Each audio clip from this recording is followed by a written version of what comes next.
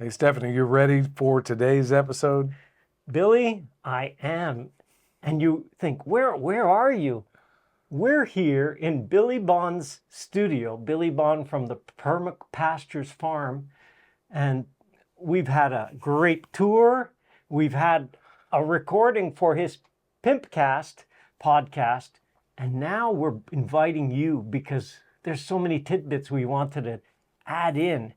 We're going to focus today especially on his orchard, his trees. If you're interested in who is Billy Bond, we did an episode, and we'll link that below, on his backstory. And go listen to that because the journey is fascinating. So catch that one to get you up to speed, or just watch this one right away. And this is kind of the follow-up. But to visit here and to see how his trees are doing. Because if you're here at the Permaculture Orchard Podcast, you're interested in trees and permaculture, because Billy's all about talking permaculture as well. And thank you, Billy, for inviting us up here and for down here, because this is down for us. But let's get right into the trees. You got vast orchard experience in your past, do you? Well, most of it came from you. I mean, what experience I do have is, early on it was, what I learned in the permaculture manual. And then I thought, okay, this is it. And then when I came across your first video where, that was the film. Yeah. When I came across that film, that was paradigm changing for me. It really was, because now all of a sudden, being a pragmatic thinker, being a person that and it could be a detriment also, but being a person that looks for the pragmatism in just about everything you said in that video just made sense to me. So I started immediately putting it to work in every single way I possibly could. And then as I felt like I had my sea legs on it, I started incorporating things from other people that are in the space. Little things like something I may have picked up from Jeff Lawton, or something I picked up from Darren Doherty, or something I picked up from, let's say, Bill Mollison that may have been a variation. Some things maybe from Elaine Ingham. So you are, without a doubt, if I had a pyramid of the inspirations, at the top of the pyramid is definitely your design, your everything. And then it's filled in by other things that I've added, because we also do a lot of silvopasture around here as well. So we combine Joel Salatin where it makes sense, or not just on this property, but at our other one and in other places as well. But yeah, you're at the top of that pyramid as far as our design, and then we filled in some other areas with, as long as it didn't contradict what we were learning from you, we were like, okay, well, so-and-so talks about doing this. Why don't we add that in there if it makes sense? And then we'd put it to work. But yeah, sorry for the long answer to what probably should have been a short one. But yeah, you were definitely the pinnacle of what I thought I knew of orcharding. And I'll tell you the biggest thing, let me just say this one thing. Until I came across you, I had no idea that pruning could have a systematic way of doing it.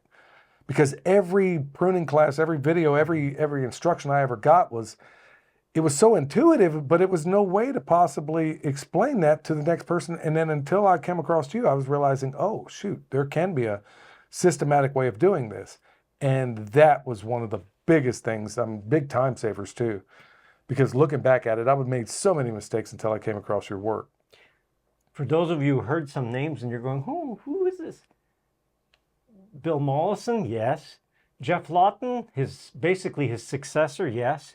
Darren Doherty, you mentioned.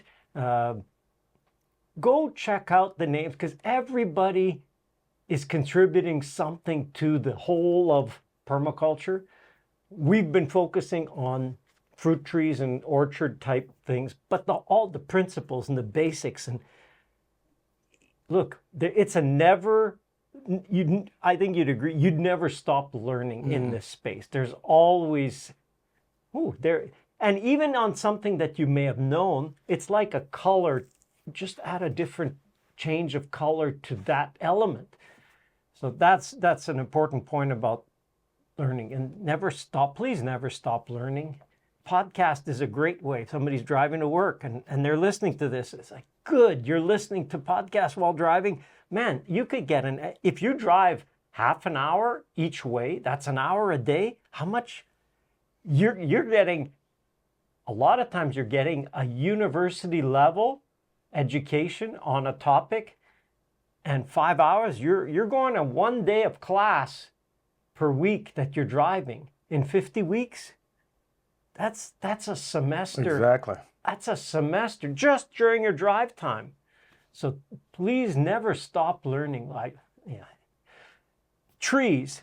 Now, you were talking a bit on the visit about peaches, and I'm not experienced. We can't grow peaches. Our peach trees freeze to the ground, and we're in a very different climate. So we're here in North Carolina, and our farm and we're based in Quebec, which at this time of year, we're recording this in January, there's a big difference in temperatures.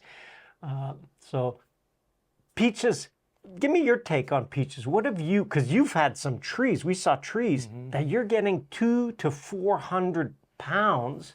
So for someone in kilos, that would be 80 kilos to 160 kilos of peaches from one tree.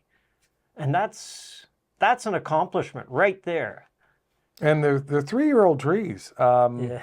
You know, they're not even very old. The peaches were some of the last ones, but they are quick growers, and especially in the right conditions. And I was telling you earlier, the cool thing about our topography here, because just from where we are right now in the studio, we got another 1,000 feet till you hit the top of this property. But I can look at that as a liability, or I can see it as an opportunity for me to be able to grow things in zones that ordinarily I couldn't do. So I was telling you about how I'm growing Cortland apples out here that are doing well, which are not at all in this zone. I mean, they should be in zone 4 or 5. What are you? We're 6B. Okay. So That's the U.S. zone. So if it's Canadian, you'd be talking your 6B. So it would be our 7B. yeah, and they seem to be changing. Yeah. I mean, and in these mountains, because of all the crazy microclimates and stuff like that, there could be a number of things.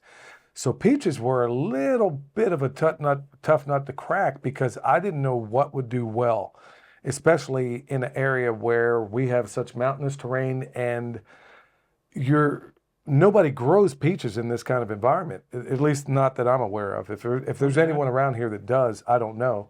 So what is a common fruit crop grown around here? Well, in the lower country, it's mostly, if it's in a higher country like this, nobody's growing any orchards or anything like that, not for the most part. In the lower country, where you can manage to get a little bit of flat ground, you'll find some corn out there, and that's about it. They'll have corn. But you said blueberries. But nobody's growing blueberries around here but us. Wow. Okay. It's crazy, because they will happen here, and everybody told me, well, it can't be done, or it just won't work, and peaches were one of those things. So all the way from the bottom of our driveway where the food forest is, all the way up, there must be, I think, maybe 7 different cultivars of peaches here. And the ones that we have nearest to us, in fact, it was the Belle of Georgia peach that really produced like nobody's business. 3 years, and we get 400 pounds off of it. I had to make a video because I didn't think anybody would believe it. The tree right next to it was another cultivar. So we, just like we learned from you, we got early, mid, and late, and they just all happen to be, we got early, mid, and late, and nitrogen fixtures between them up here in the mountain.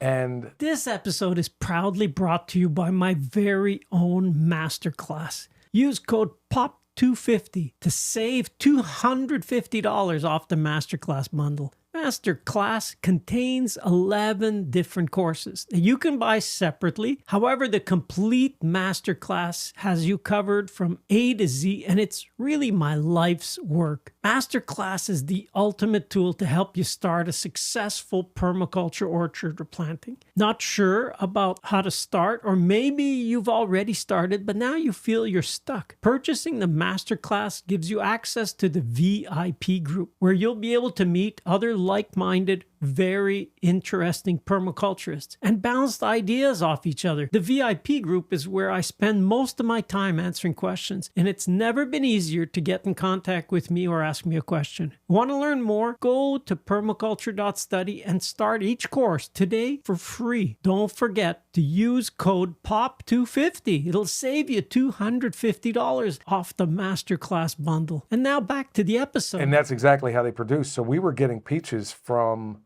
I want to say May, all the way into, I think we pulled our last peach in November. So that's quite a peach season. So we've had early, mid, and late, and the flavor profile of all of them is distinctly different. We got white peaches. We got, the regular color peaches that people are used to. And also it was a big lesson in that some of these guys are not going to keep like they do in the store, which I've already known when it came to other varieties, but this was my first time actually growing peaches here in North Carolina. So once you get them off that tree, you better figure out what to do with them real quick, because you may have, at best, 4 days before they start doing something. So a lot of people tend to forget, it's not just that you grew that crop. If you don't have a strategy on how to put that away, and for us, it involved freeze drying. It involved some drying. We might have done some preserves out of it. And then, of course, the final thing, anything that had any bug damage, or I know you hate that word, insect damage, and there wasn't much. If it had any damage at all or fell, and let's say it got rotten or whatever, well, we just gave it to our chickens or pigs or whatever. So that was also a good way of getting rid of it. And finally, there were so many people. There's an ice cream shop in town, and they love seeing me come by, not just because I'm a good customer, but I'm a good supplier. Yeah. So they know that I don't spray anything on these guys, and they made some really awesome peach ice cream. I wish I had some. You ate the fig and fig and goat cheese. Yeah. And I wish I'd have kept back some of the ones that they made specifically What's the for name of that mine. ice cream place? Meadow Sweet Creamery. Yeah, here in Mars Hill. In Mars Hill. Mars Hill, North Carolina. But, the peaches, I know that they're not, you can grow apples up there that I can't grow here, but I can grow peaches, that a lot of people can't necessarily that's grow. such an important lesson, that just because it's not grown doesn't mean it can't be grown. And if people say, that's not grown, or as Billy's noticed, it's just people aren't growing them. So ask yourself, okay, what might be able to be grown? And I would always, because I'm from the north, I venture towards grow what's normally grown colder than you, because in the northern end, having something that's hardier is just a guaranteed insurance.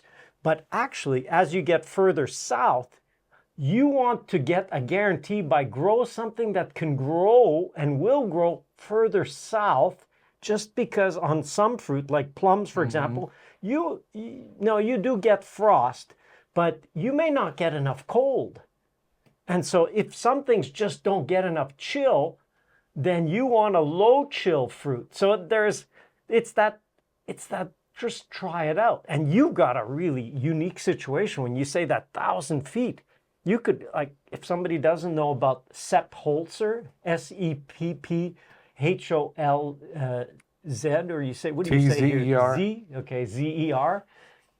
He's got a situation similar to what you have. I think he's got 1,000 meters, which is 3,000 feet difference in elevation on his property. So he actually grows the same thing every 1,000 feet. So he'll have these peaches, he does a lot with cherries. So he'll have this cherry here, and if you really like it, well, you know what? In a month, it'll be ready, or a month and a half, it'll be ready 1,000 feet up. It's the same cherry. And so his suppliers love that, because if there's a certain cherry that you love, now for that exact cherry, you've increased your season. So you can go every 500 feet and put the same. So it might only be a week and a half later, or maybe 2 weeks, but between the bottom ones and the top ones, you might get a window that's, 2-3 weeks of difference for that same one. And it makes all the difference in the world, really, when you because it can spread out. Let's say you have all the same cultivar or something that all produces at exactly the same time. You still come down to that conundrum of what do I do with the harvest?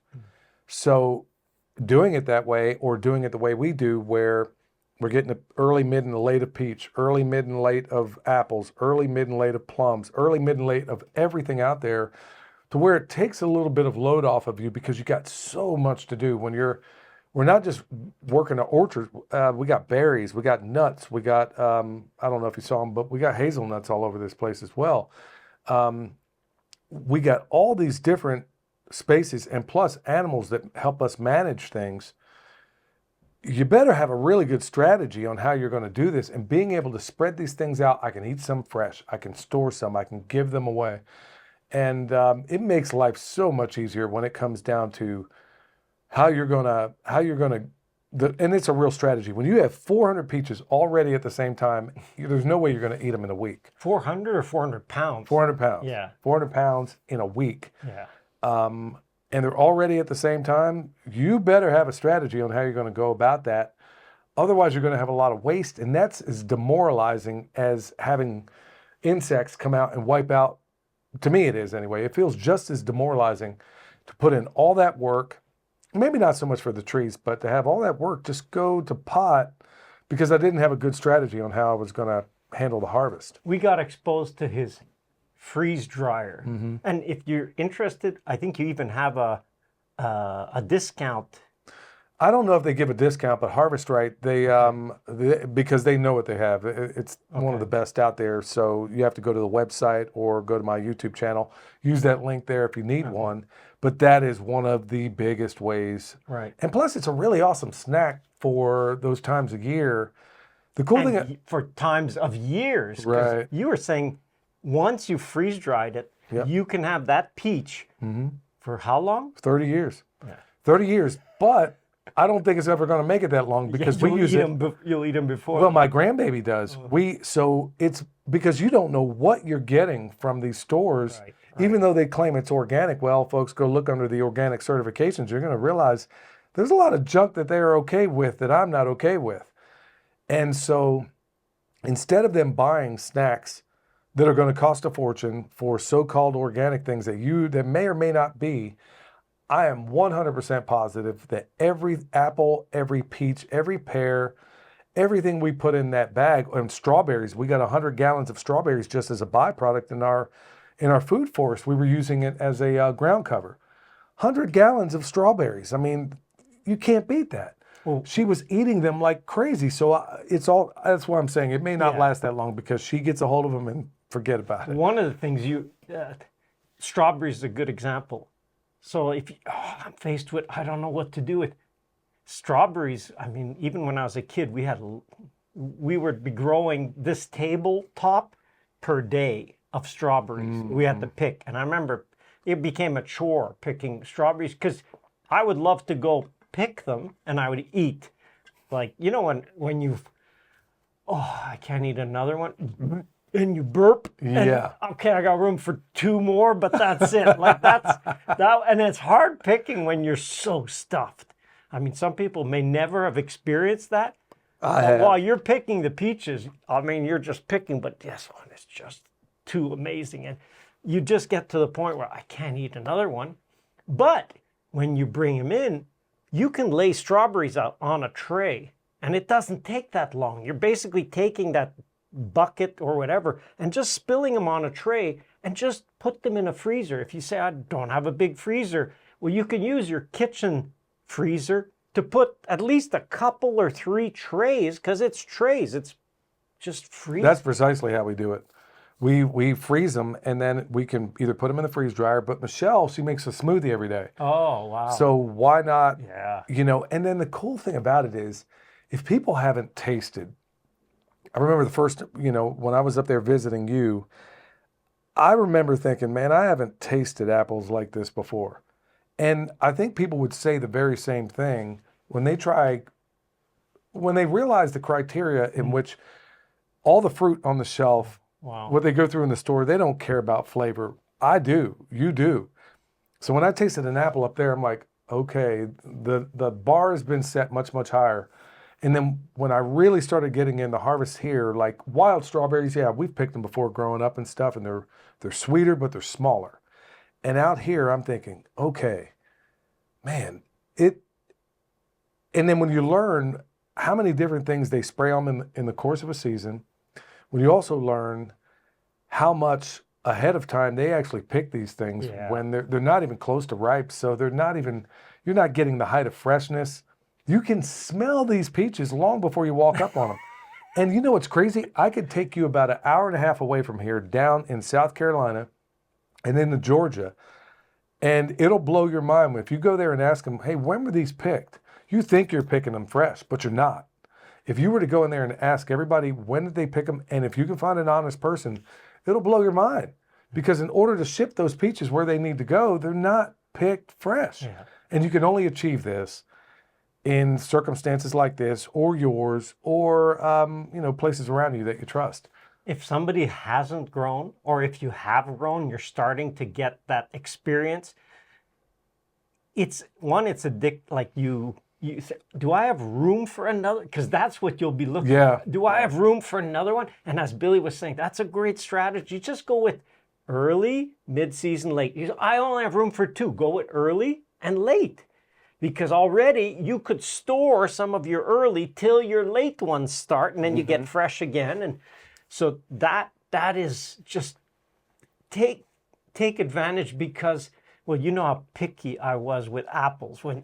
Absolutely. And it's rubbed off on me, because now I'm...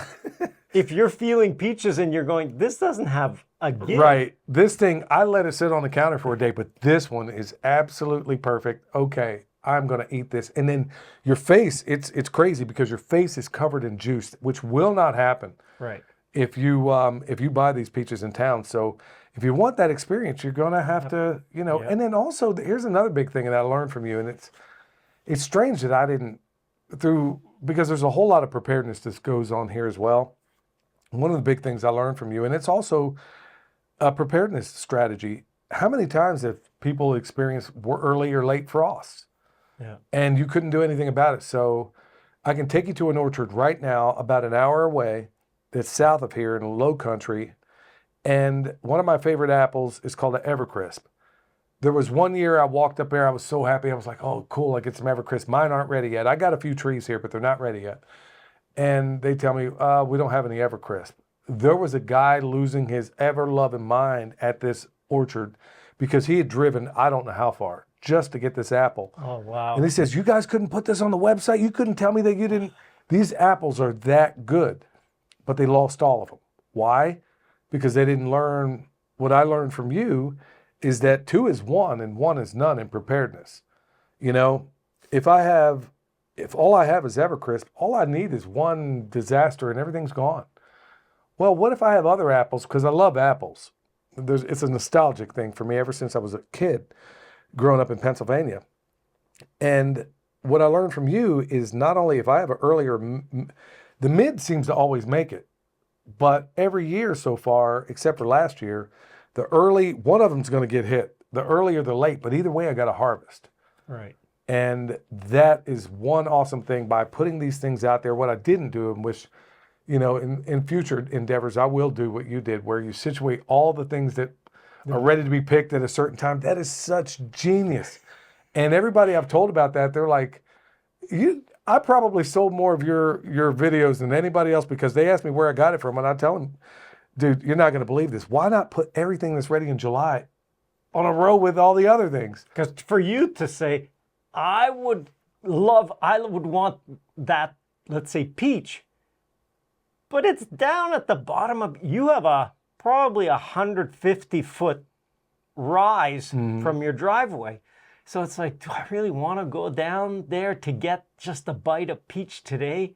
But if you're going for the peach, why not? If you have, you have some cherries or at the same time. Why not? And it's just grouping. I mean, I remember that day where I was like, I had an orchard with 4,000 apple trees. I understood how it's logical when you have a row and everything in those 2 rows, because it was at least 2 rows of the same thing. Everything in those 2 rows are harvested today. So it was efficient, and that's why orchards are laid out that way, because there's an efficiency factor. But then I was thinking about the plan of how can I put in trios with apples, peaches, plums, cherries, small fruit, perennial vegetables, herbs, all these things that are, everything has different times. And then it was like, well, I'll just do what I have. I'm doing the plan. I'm deciding where they go. I'm just going to group things by date of harvest. So everything else didn't matter. It was, when is this picked? When I go for that peach, I don't have it for peaches. That's her phone linked to this thing. Sorry about that. That's okay. But so if you want that peach, anything else that's ready, and I also saw this, but I got the idea really from our orchard, but Mollison, he had it as per meal. So if you're growing potatoes, you should grow dill right there. Why? Absolutely. Because you're going to get potatoes for the meal, but you want the herb right at hand, because it's logical you cook those together or you eat those together. If you're making a smoothie, maybe you want to group. What items do you really, what's the smoothie you said? It's Oh, she puts everything in there. I mean, there's a whole Whatever. ecosystem in that smoothie, I guarantee it. But it's all, yeah, but it would make sense if it's Yeah, all grouped yeah. together. And it's like, it's worth the trip. And when you think of it, it's the same in grocery stores. That's why I called it the grocery store aisle. When you're not going to an Apple store, I mean, you can go to the Apple store, but I'm talking about a store selling just apples, because you're going to a fruit store. And then the fruit store goes, well, why are we just selling fruit? Let's sell vegetables. And then pretty soon they go, well, if somebody's coming for fruit and vegetables, that's dessert. Can we, and that's how basically grocery stores grew, from realizing that if you're going to make the effort to get there, well, it's just so much more efficient. You're already there and you'll pick up. And that's why at the cash, they have all those impulse items. Well, I'm waiting in line at the cash. Oh, I'll get one of those too. And I'll get one of those too. So I say, I design the orchard because, thinking of kids especially, I want them to go, Mommy, I want some of these blueberries too. And I love the idea that the kids come back and there's multicolor stains. That is, like you're saying, your grandchildren, they're going to be walking down here and they're just going to be like, it when they're burping, because, oh gosh, I ate so many. What do they call you? Pappy? Grandpa? Granddad, grandpop, whatever the case. Okay. So they'll be just, that is such a joy. And It is. And then when you watch them, even when she was 2 years old, she had just turned 2, and she's going through, and there's tomatoes that we were growing in the aisles. And she's literally, as a 2-year-old, she's eating them things like Halloween candy. It was crazy. I was like, how does something so little eat that many doggone tomatoes? But they would not have the same reaction to the ones that were in the store. No flavor, no depth, no nothing. So that's the beauty of it, is really, having that advantage of, because every single day from this farm, I eat something from the farm, whether it came from the high tunnel or whether it came from the rosemary that's out there, or you name it. Every single day I try to make sure I eat something from the farm. And I wouldn't have it any other way. I mean, you just cannot. Plus, there's a whole lot that's going, bacterial, fungi, all that good stuff that I'm getting inside of me just by partaking in it. But when I get an apple from 1,000 miles away, no, there's not a whole lot of coherence there. You touched on when you said they would prefer that to a candy. Mm-hmm. And I saw that at the farm where I had put candies, and I put, what was it ready that time? I'll remember, but it was a fruit item. Oh, the plums were ready at that time. And I'd say, go ahead. And when they tried one plum, like, I don't care, I don't want the candy. But when you're saying you can smell the peaches, and that is a good indicator. And as you say, in the store, you don't experience that. I don't pity, but I say it's something you need to work on in your life to get this what we're talking about? Because if you've never experienced the smell of a tree ripened, not store ripened, not shelf ripened, because they're never ripened to that smell. If you've never experienced it, and I say the best indicator is just close your eyes and bring that fruit to your mouth. And if that fruit doesn't make your mouth salivate, well, why are you eating it? Somebody had said that the act of salivating, it's a first digestion. Your body's saying, I'm ready. I'm going to digest this. But if you're not salivating, like, are you even ready to eat this? No, because your body's going, this isn't ripe. Like, why am I eating this? It's not ready. And smell is the most potent indicator of, is this ripe? And the ripe is not the smell of rotten. Like something, oh, it's ripe, well, it's starting to give off alcohols. And it's no, that's not what that is. So look at kids. They are the best there's no preconceived notion. They're going to smell it. Once they smell that cherry tomato and they start eating, it's going in. It's just going in. It is. And that was, thank you also, because I got that very thing from you. And I was like, the whole notion of smelling something first and letting your olfactory kind of grease the skids for your digestion. I didn't even, and I remember you explaining this to me when I was at your place. And then from that time, I slowed down a whole lot of how I do things, especially how I eat. It's not, usually things are going at 100 miles an hour around here, but since I only eat once or maybe twice a day, I try to make it an event. I try to make sure I sit down, smell it first, because like you said, there's something unfolding there. If you just are patient enough to let your body, instead of just scarfing it down because I got another project I want to get done. Because of that, honestly, I've slowed things way, way down in terms of how I even consume this stuff. So, and then you find out also, because the nutrient density, I don't know this for sure, but this would be my suspicion, is that the nutrient density is so high. I was finding out that, let's say in the middle of peach season, I would make myself sick a time or two because I was just so excited the peaches were ready. The ones that were really, really ripe and the ones that were really, really flavorful, or I knew that would be, I would eat 3 of those guys, and then I found out I'm done. I don't need anything else, because I think the nutrient density is so high, because no, we don't spray anything on anything. And that's not entirely true. We might take some organic milk and mix it 50-50 and put that on there depending on how things are doing. But with what I've learned from Elaine, if we go out there and make the proper extract or foliar spray, I mean, when you're making a tea, it can be a little bit sticky, so it can be tough on the equipment.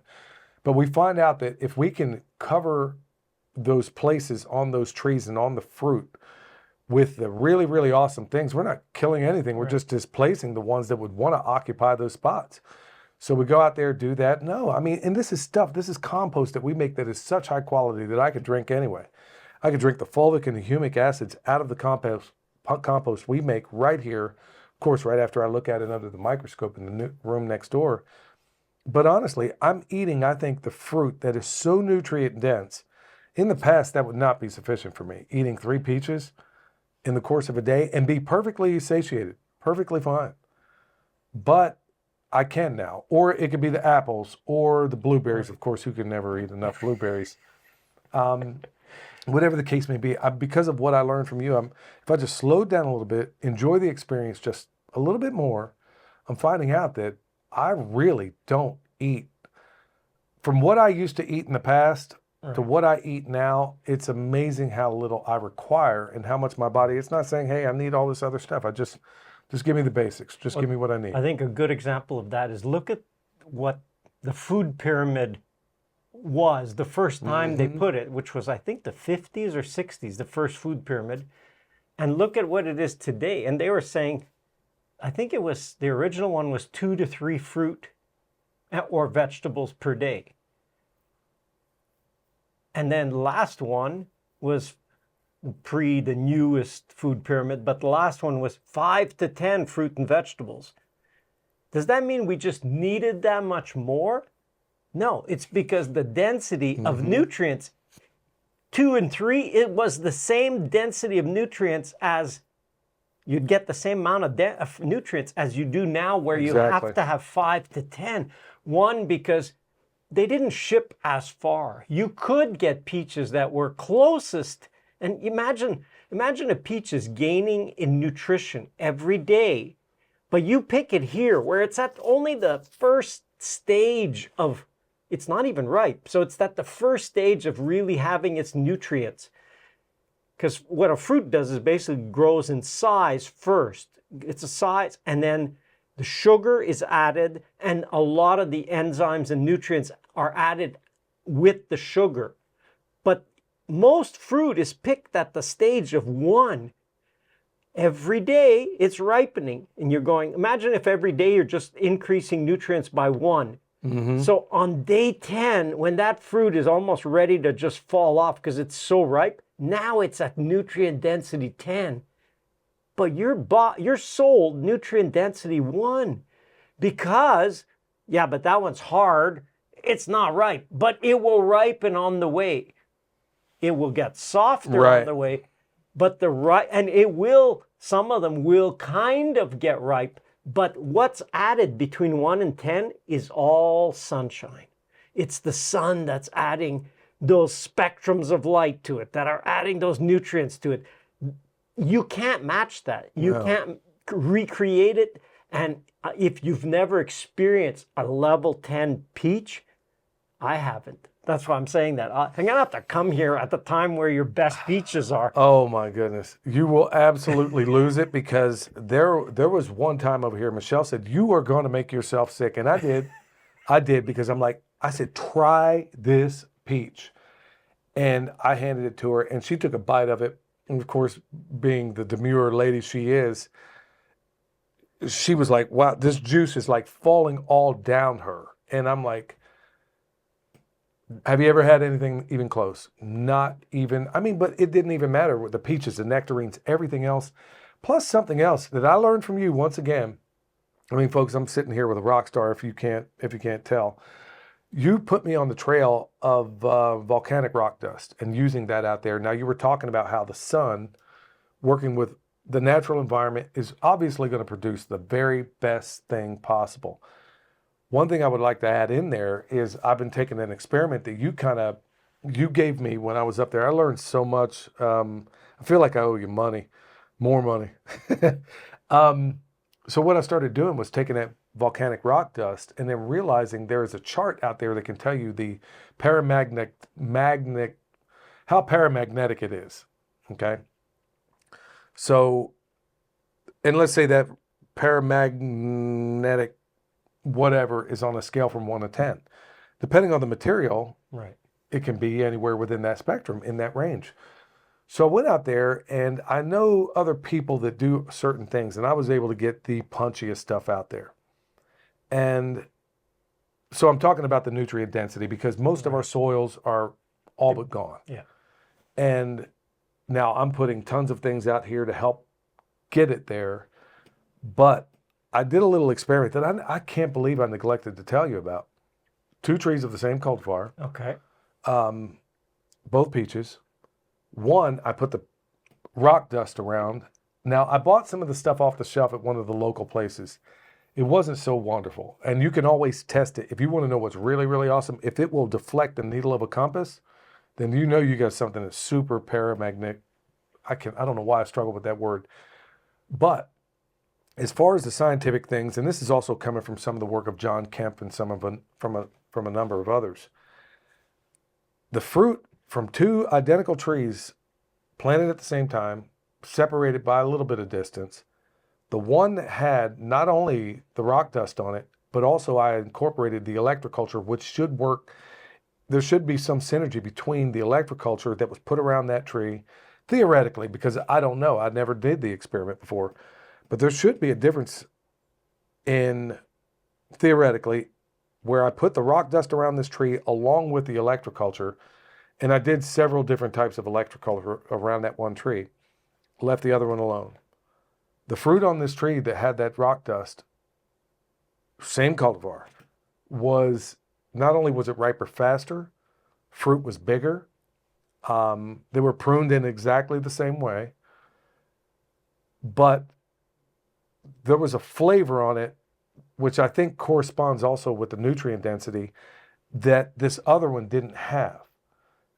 And they were the same identical trees, separated by I could show it to you. I mean, you could throw a rock and hit from one tree to the other. And how much that other tree grew in that time was extraordinary. So there is something to it, even though mainstream science will tell you that this is all hogwash. I've done the experiment. And I got other ones that are in the pike as well. But using what you said, you told me about this volcanic rock dust. We did the same thing in our vegetable beds. Some with it, some without it.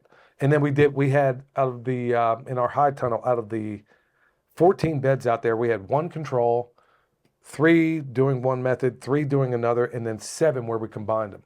And the ones where we combined all these things with the rock dust and the whole 9 yards, knocked it out of the park. Absolutely. And it was the same sweet potatoes that we had on this side as we had on this side. So that's another thing. I don't know how much you've talked about it before, but that thing with the rock dust, because when I left your place, I went to Vermont composting on the way home. So I'm thinking, okay, well, what am I going to pick up from Carl Hammer on the way home? I mean, he's considered probably one of the best, if not the best, composter in the planet. He didn't say it. And I don't know if I told you this. As I'm going out there, I'm like, hold on. I'm looking at all the components because it's wide open to the public. You can go back there, see what the chickens are doing, see what the compost is doing. He was making rock dust up there, but he was doing it out of that granite that he has in there in Vermont. And I could see where it was. I was like, oh, shoot. So when you say he was making it, he had a mixer or a roller mill? He must have been pulverizing it some kind of way. But I'm like, of all the components that he's putting into that compost, I'm like, if you hadn't told me about that rock dust, I wouldn't have even taken notice about that. I'm like, oh, that's one of his secrets. Of course, he's not going to tell everybody everything he's doing, but he's making great compost for Vermont, but it can't compete with the stuff in North Carolina that I'm making, which, by the way, I've also put that volcanic rock dust in there as well. And I know we didn't intend to go in this direction, but I was like, for as much benefit as I've gotten out of that, that is one of the best tips I've learned from you. And it required very little, a dusting, I think maybe a kilo of rock dust I put around this tree. I combined it with electroculture. Now, I wish I would have done it in retrospect. I wish I would have had one that had just the rock dust, one with electroculture, one with electroculture and rock dust, and then one control. I wish with the benefit of hindsight I would have done that, but I will do it. And that's one of the things, again, that it was just you mentioning it, and then me going down this rabbit hole, seeing it at Carl Hammer's place, realizing what he was doing, and then getting it home, and then really going in a deep dive to really find out what is the real big benefit of this rock dust.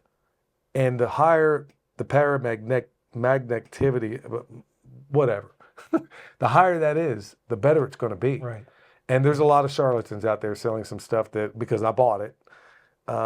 But yeah, I've ended up getting a supplier that really has some really, really awesome stuff, and it's moved the needle, pun intended, in a very big way. And it all stemmed from a conversation that you had with me talking about the benefits of rock dust. Well, because that's really the essence of the soil course in the Permaculture Orchard Masterclass.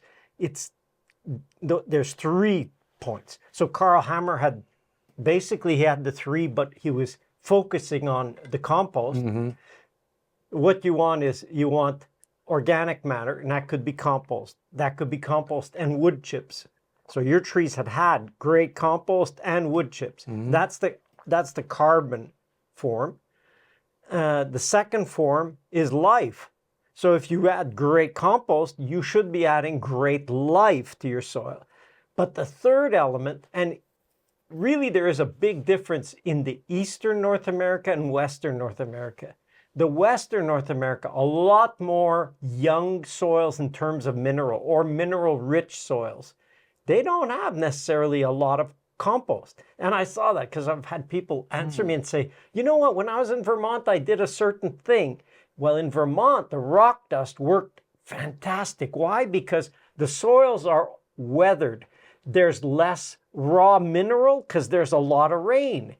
And the rain washes eventually the minerals away gradually. And in 10,000 years since the last glacier in the northern part, it's made a big difference. It's washed away a lot of those minerals, while in the west, because it's so much drier, a lot of those fresh minerals are still available. So she said, I moved to Utah and I did that. I added rock dust. But she said, I didn't see a difference. I said, yes, because you didn't consider that triangle of carbon, organic soil life, and minerals. You already have lots of minerals. It's young, very mineral rich soils. What worked in Vermont won't work in Utah. Right. It doesn't have the organic matter. So when you added minerals, you're adding minerals on the soil that's already mineral loaded. But I said, what you're missing is the compost and probably some places the soil life. So I said, focus on those two because you have the minerals. So whatever the one of the three is in least supply, it will give you the biggest bang for your buck. So see, your soils is a eastern situation, much more weathered, although it's clay, so potentially a lot of mineral nutrients, but a lot of that clay has been washed, and you've had some pretty big, I'm not saying it washes all, but it's in the repeated washing, you do lose some. The trees take it up and so on. But that's where focus on those. And like you're saying, when you added the mineral, if that was mixing, that's where you got the biggest boom. If your soils are forested past soils, you normally have on the forest soil, you have pretty good organic matter. Or if it was a pasture that was rotated, you should have good organic matter. And if you had animals, you should have a lot of soil life, even if you didn't add compost. But what may be lacking is the mineral. So that focus on, well, what's the limit? I always call it getting the biggest bang for the buck. Like, I want to put in $50 of some input for my trees. Okay, well, what would your trees be lacking? What have they had in the past? So your trees have been getting compost, have been getting organic matter or carbon in the form of both compost and wood chips. You've added a lot of wood chips. So for you, the biggest bang, what about life? Well, in your compost, you've been adding the life. So when you add the minerals, if that is, and that's a good way of testing it, just think what would be lacking. And if you're not sure, just test. And what you did is perfect because you're testing. You're not putting the same thing everywhere. And especially if you do the same on the same cultivar like you did, it shows up. So then it's like, okay, even if you did it for 2 trees, one with, one without, that gives you the recipe for, imagine now, if I give that kilo or 2.5 pounds of rock dust, and basaltic rock dust is probably the best in the place exactly, here. yep. Man, you're going to get a response. And for me, let's go, let's do it, let's just start. I found out about this, especially the paramagnetic rock. And if you want to dive deep, there's an old book. It's a book from the 80s called The Hammaker Weaver, John Hammaker, and I don't remember what his first name, Mr. Weaver, but I think it was called The Survival of Civilization. Like, that's how important this is, this mineral remineralizing. And the signs are all over. Why is this species in the forest declining? Because there's a mineral already lacking. Because if you tried, and I tried because I like to just, let's do it. So I tried. I didn't buy a bag. I bought a tractor trailer load of basalt rock dust. And like some areas at our farm were so rock dusted that you saw what our sand is. And I have a pond. How can I have a pond in that absolute beach sand? Yeah. Well, because that's where the rock dust pile was. Oh. And it leached in after it took me a while to spread that rock dust. But in the meantime, a bunch of that rock dust, which is the original form of clay. Mm-hmm. And that's why, the glaciers created that clay. And so anyway, I was curious, how does it work? Where can I test that idea the most? So I had a pine row. And when I dug in the pine row, I could count 6 years of different stages that the pine needles decomposed. So you get the really fresh, you can see the color difference. This is last year's pine needles and the year before, to the point where, wow, you could still kind of make up that it's needles, but it's mostly just mycelium and the bottom layer. So I thought, okay, I just took cartloads, and I started to spread just dusting of this basalt rock. And when it spread, in pine needles, it spread beautifully. It coated everything. That I did in early spring before growth started.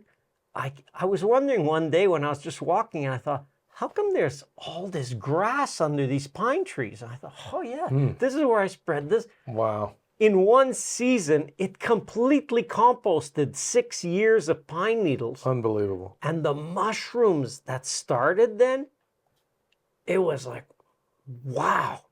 Like pine needles do not decompose easily. No, they don't. So that's why you can accumulate it. But when you add, so that's all that I realized, wow, that's all these soils were lacking is that. And I see the results because now we're starting to get insect and disease damage. But I put rock dust 34 years ago, one time. And now it's time to put some more. So one application can last a long time. I've seen the evidence of it. I mean, and that was the big, okay, here's another little thing. All thanks to just one idea. This is why I love your courses so much. Because for somebody like me who's an autodidact, I hear one thing that I didn't know, and it'll drive my wife crazy sometimes, but I will dig in. If I don't understand it, and I feel like I need to know it, I will dig in like nobody's business until I become a subject matter expert on that thing if it's something that's important to me. And because I saw the evidence on that, I was like, all right, so let me try a little experiment here. And take this same rock dust, the real high quality stuff I got. So high quality, like I said, it will deflect the needle on a compass. Not all of it's going to do that, but the really, really punchy stuff will. And I'm like, okay, what if I were to take this and put it in my compost pile? What's that going to do? So I have multiple compost piles out there in what's left of my barn after that hurricane. And so I can look under the microscope. We can look under there and I can find out what the microbial activity is on some pretty mature piles, you know. Just to put in context, when Billy says he looks under the you did Dr. Elaine Ingham's all her courses and soil microscopy to look and be able to look at soil under a microscope and really not, oh yeah, there's things here. No, but to interpret how that translates to soil Right. life. I can literally tell you that in order, from her standards, and I agree with them, it takes... to be biocomplete, according to her standards, it requires 135 micrograms per gram of both bacteria and fungi. And then, of course, there's criteria for how many nematodes, and they got to be beneficial nematodes. You don't want root eaters, you know, you don't want switchers. You know, how much protozoa, you know, all these other things. There's a criteria that once, with enough training, with sufficient training, you can figure out, okay, is this soil good? Is it not? And so I had a starting place. Okay, well, we take an assessment of this soil just by throwing rock dust out there. And then another little trick I got from Jeff Lawton where, let's say you don't have enough fungi out there. Let's say it's not a 50-50 ratio. Now, remember, I said the minimum standard is 135 micrograms per gram. The stuff we're producing here with the rock dust went from, it was already incredible to begin with when we had, I want to say 800 micrograms per gram to probably 1,600 just with the addition of two things. Number one was the rock dust, and number two was some fungal food for the fungus that was out there, which I learned from Jeff Lawton, which was just taking, and it, I mean, other people have talked about it, but he's the one where I heard it from, was to just mix in rock dust and oat flour, which I just bought organic oats, put them in a Vitamix down there, and then sprinkled it all through the pile. And then if you wanted, you could even put in some biochar to kick it off. In a month, went from, let's say, 800, which is already considered incredible compost, to something that had doubled the microbial life just by adding. Now, unfortunately, I can't tell you if it was cart or the horse, but now I'm taking that same compost, and I was showing you guys yesterday in the video we did, I'm taking that same compost and I put maybe a cup of it under the tree, put down some cardboard under trees that are already established. A cup? A cup. Just a cup. And I'll go down there with a 5-gallon bucket, but you can take a cup of it, stick it down there because it's that nutrient dense with life, with the awesome stuff that this tree needs. So when I go down there maybe once a year, sometimes twice a year, I'll go down there with a cup of that compost. Depending on the nature of the tree, I might add more. If it's struggling, maybe I want to add more. Put down some cardboard, cover it up with a foot, 10 inches to a foot worth of wood chips that I'm able to get from a local college. And those wood chips will be ground level in 6 months. From a foot to ground level in 6 months. That is undreamed of in most places. I mean, you put that around any tree in town, it just doesn't happen.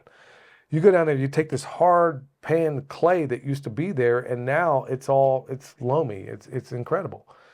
But yes, that rock dust, just one idea that I got from you was worth the cost of admission in all of your courses. I mean, just that one idea. Look how much it's done in terms of the nutrient density that I'm not getting out of my raised beds, that I'm getting out of these trees, that I'm getting out of my compost. And that was just one idea, which I never would have gotten had I not taken the time to try to really dissect the things you were teaching out there. So it's been what I've picked up from you so far, and I know there's still so much to learn, has just been incredible. And I got the empirical data to prove it. I mean, I know what this stuff looked before and after under a microscope. Yeah, So, the microscope. I like John Kemp's approach. Test, don't guess. Well, you're testing. You Yes. can measure how much life is in there. That's, it may be this, it may be that. Yeah, but you know that we're going in really the right direction. Yeah. And that's where you're eating and you're going, you know what, with 3 peaches, I mean, I'm done. I don't need a basket or a bowl of 3 when you feel like, I mean, I tried it with our plums one year. I just thought, you know what, I'm going to eat like the native people ate. And how did they eat? Well, they didn't have peaches in February. Mm-hmm. They didn't have and it's known that really the native people didn't do much food drying, at least not in our part of the world. So it's fresh in fruit or that's it. So I thought, how come they're not getting the food pyramids, even the 2 to 3 fruit and vegetables per day? They're not, because from, let's say they can get the last fruit in October. So from November till May in our part of the world where they might start getting some wild strawberries, there's no fruit. So how can they have survived? And it's like, it comes down that we're curious. That's great. Because I like to ask why. Why were they able to be healthy and yet they didn't have the 2 to 3 portions per day? And that was it was a year of huge abundance at the farm. And I just thought, you know what, I'm going to test eating the way they ate. So what I thought, how would they have done it?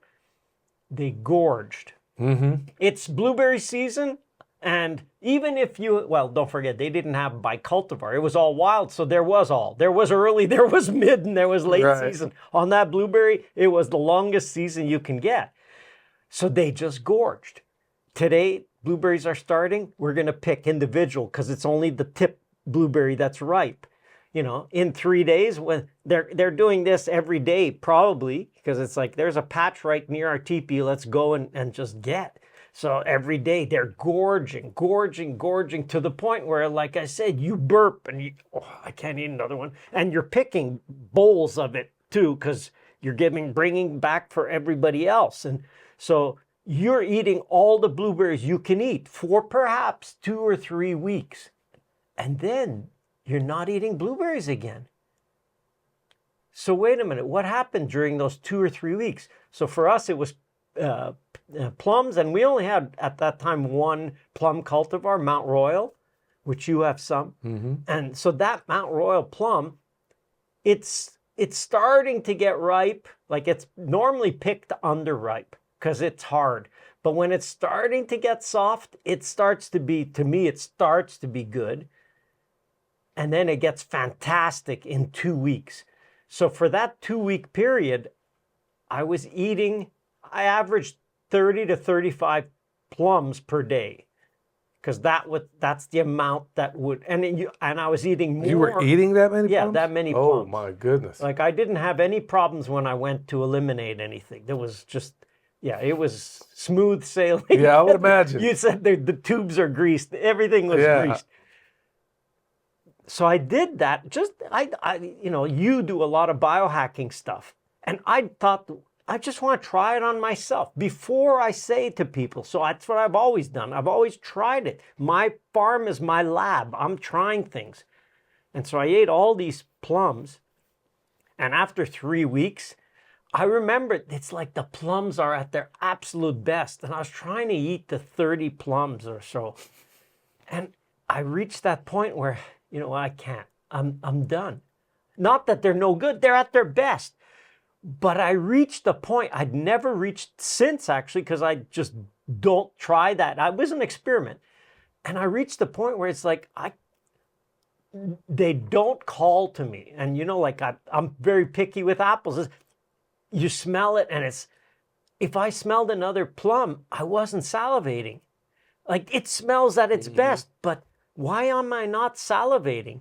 Is it no good? No, it's at its best. I guarantee you it's at its absolute best. I thought, that's interesting. Why am I not salivating anymore? And from that end, which is mid-September, I had a few. I always have to try a few. I'm not eating many fruit in the sense of eating a whole, except in those plums. But I was done. And for the rest of the season, even with apples, I was done. And that lasted me till about May of the next year. I maybe had 3 pieces of fruit the rest of the year till that time. I would imagine, yeah. But not because I was sick of them, but because nothing called to me. I remember my wife, I got these really nice clementines, and I'd smell them, and it was like, nothing. Nothing's calling to me. You know that. I do. Some people with snacks and so right. on. But that calling to you, there's usually a reason. And I remember the example of my wife with pickles when she was pregnant. It's like, why would pickles be calling to her? Because it's a fermented food, for one. So there's something in there. That calling is like, you have a need right now. And that need is important. And if you're paying attention to it, which you're more attentive when somebody's pregnant, and you're more attentive as a little kid, but there's a period where you just eat. You kind of lose that attentiveness. And I realized, wow, when was the last time you know what gorging, at least for a day or a few days? But I realized, how did the native people eat? They gorged when it was the season. And what happens is, all these phytonutrients, the nutrient density, they're stored in fat. So you have always some fat, and it's stored in there. That's like the reservoir where it's kept in a basket. When you need it, it's available. And you burn a little bit of fat, but it's releasing all that nutrient density. And I thought, wow, that makes so much sense. How I understood how they could eat that way and still be healthy. And if on top of it, your foods you're eating are not the grocery store, but they're the ones you grew. And not just you grew, like we're taking it levels and levels. Right. You're growing it with those 3 elements of the soil. Your soil has lots of carbon, has enough soil life, and it's abundant, and has the minerals. Now you can't get more nutrient dense than that, other than eating animals that have eaten those fruit, and now they are absolutely nutrient dense. And that's that density of, it's basically, a lot of times it's density of minerals. You're getting loads of the minerals to the point where I'm good. I think you have something there in a big way, because that's one of the biohacking strategies that I'm actually using right now, is that I eat, using the Pareto principle, of course, I'd say 80% of the time I eat what's in season. So I've started doing that maybe it's been about 4 months now. If it's in season, I eat it. The only exception is, like right now, really not a whole lot's in season now. If I can pick some stuff from the high tunnel, technically that's in season. But like you said, and it made sense as you said it, is that now I don't feel that calling. I don't necessarily feel that unction. Whereas ordinarily, before now, I would still be eating apples. I would have apples. I would be going nuts. But right now, unless we're storing, I guess to a certain extent, we're capturing energy in the form of the sun. Right. So right now, native people, the only thing in this region they would be eating for the most part would be animal products, animal fat, Right. which was the most prized, of course, animal flesh. And don't forget, in their time, they were eating animal fat of animals that had been gorging on stored Absolutely. sunshine in the form of acorns, in the form of any fruit that fell. Right. Here it would be what, persimmons, and so they are. And what you said is beautiful, because that's exactly what it is. It is stored sunshine. So a fruit is stored sunshine. You've stored up, and when it's that amount of sun is available. And then consider also the fact that what was the most coveted part of every animal in every native culture was the liver, was the organ meat. Things that, you know, for a whole variety of reasons, I don't particularly enjoy eating. But yeah, it's going right back. I mean, all those minerals would have been bioaccumulated right there in some of these organs, whether even in the heart, you know, some of these other things. Those were the most prized things of these animals. So to your point, yeah, I would ordinarily be going nuts on apples, but I knew that I was going to eat in accordance to the season. But you said you have, what, 7 freezers full? Full of meat that I processed right here. And because it has I guess you could say it has an electromagnetic barcode for this region, I'm eating things that are very, very local to me. So I know that New Zealand lamb, even though I got lamb out here that I'm producing myself, New Zealand lamb is not, it could very well be deleterious to my health when I have an option to eat something that was raised locally within this barcode. And there's a great bit of science that's starting to emerge as to why that's so important. But like you said, if I'm not eating, the hardest thing to find in nature is fat. Right. The hardest thing, unless you're going to get it from a nut or unless you're going to get it from an animal. And if you get it from the animal, if it's a wild animal, it's very, very little. Very little. You may find some around the kidneys. Depending on the animal, you may find a little bit of belly fat, but not much. But most of it is going, it's comes down to stored sunshine and what did those animals have. So then as the seasons change, as we're in January right now, here before too long, it'll be spring. I'll emerge from eating mostly a primal diet. Well, it'll still be a primal diet, but it'll be local things that came from this diet at this time of year. So I'm experimenting with that to find out exactly, does it move the needle with some of the concerns that I do have in my own life and my wife as well.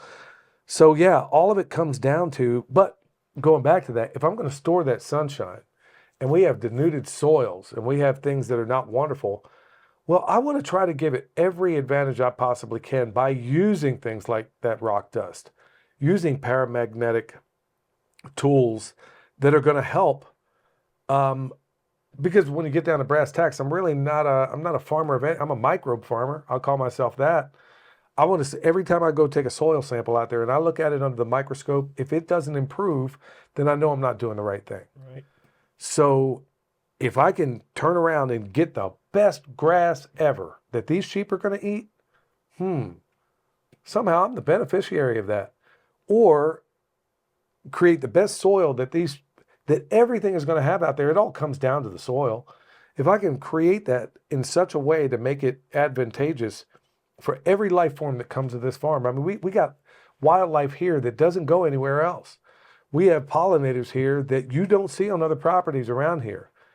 And so I think just by bringing the right dog to the hunt with really good management, really good, and taking dogs to the hunt that I didn't even know exist, like the one with the rock dust.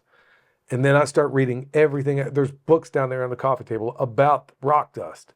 And I read them to become better at what it is I'm doing, because it's not just enough to do it. I want to know the reasons why. And as you said, if that rock dust has a massive effect on my microbes, then why wouldn't you? Worst case scenario, like even the lady you were describing a minute ago that moved out west, it didn't cause any harm. You may not. Yeah. It may have a benefit that you don't even know about. Right. So it's certainly not going to harm anything. No. But there may be a benefit, a real quiet benefit that you don't even know about. And if somebody's at home and they go, yeah, but that's nice, Bill. You have this land available and you've got all these trees. I'm in an apartment. I'm a shopper. I just shop. But you can shop more intelligently. Yes, you say, well, organic versus red. Go, that's one.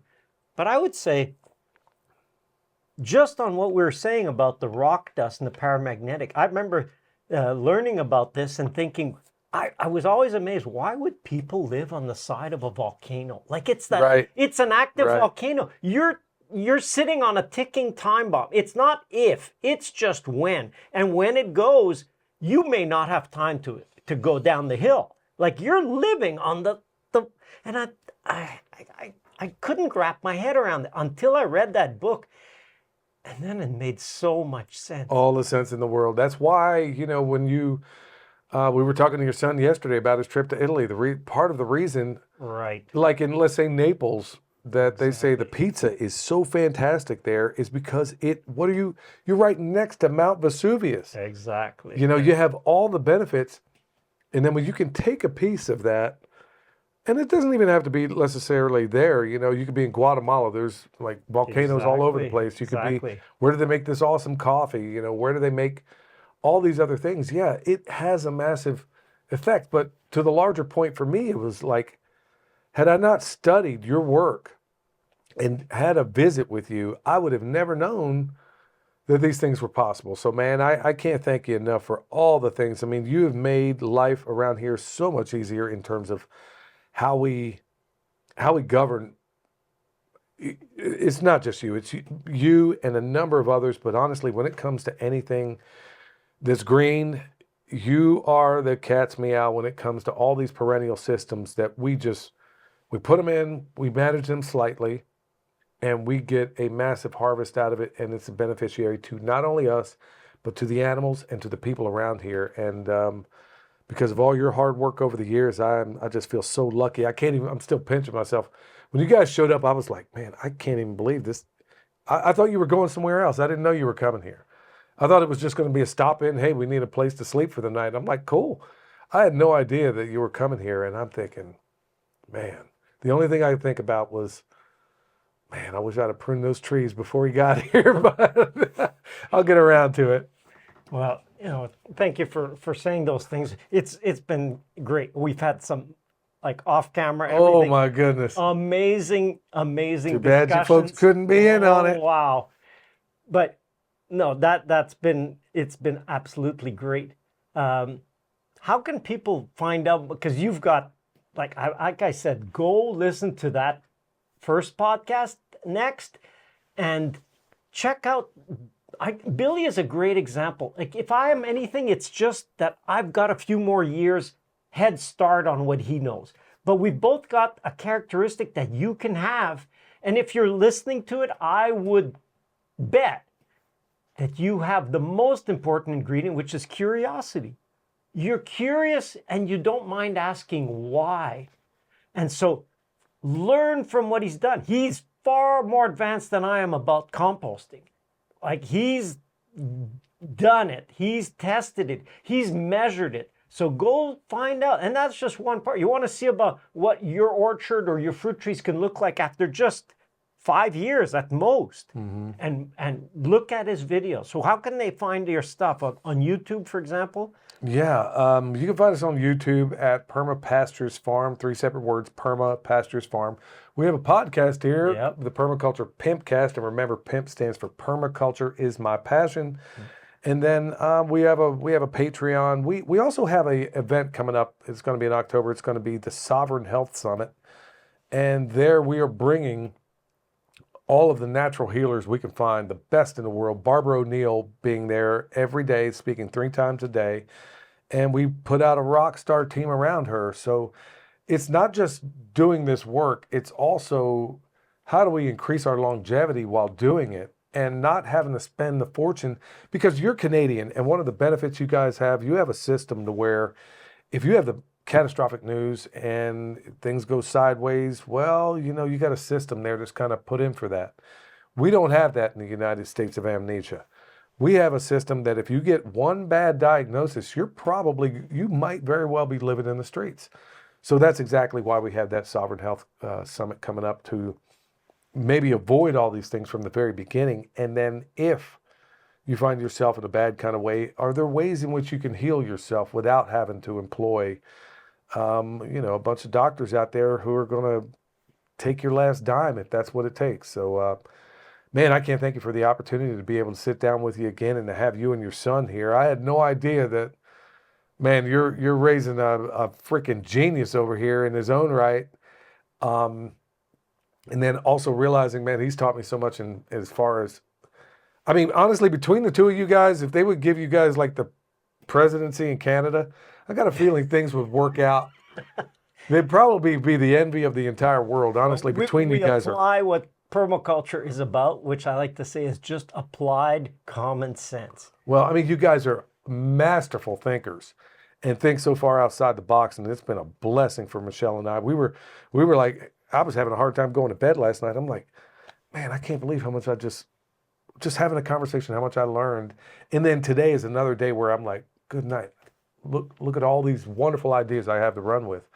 Thanks to you guys. So, Billy, man, I can't thank you enough for being here. it was a great. Are we doing this? Yeah, we do. Okay, cool. Bam, like Wonder Twins. Activate.